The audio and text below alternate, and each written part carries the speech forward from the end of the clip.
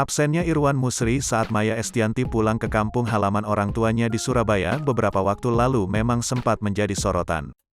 Pasalnya, setelah keduanya pulang dari Amerika untuk menghadiri acara pernikahan kerabat Irwan Musri, mantan istri Ahmad Dhani ini justru tampak merayakan Idul Adha seorang diri. Bersama dengan ketiga putranya, Maya terbang ke Surabaya tanpa kehadiran Irwan Musri. Absennya ayah sambung Al, El, dan Dul tersebut pun sempat menimbulkan kecurigaan netizen. Maya Estianty menyampaikan permintaan maaf dari Irwan Musri. Maya terlihat tengah bersiap pergi ke Surabaya bersama Al Ghazali dan para keponakan di ruang tunggu khusus penumpang private jet. Tak tampaknya kehadiran sang suami pun lantas disampaikan oleh Maya Estianty. Rupanya Irwan Musri memiliki alasan khusus mengapa dirinya tak bisa memenuhi keinginan ayah mertuanya tersebut.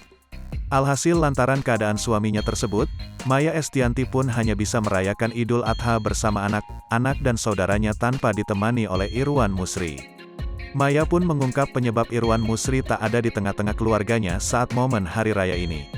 "Maaf, suami sedang berhalangan hadir, karena sedang terbang menuju Indonesia," sambungnya.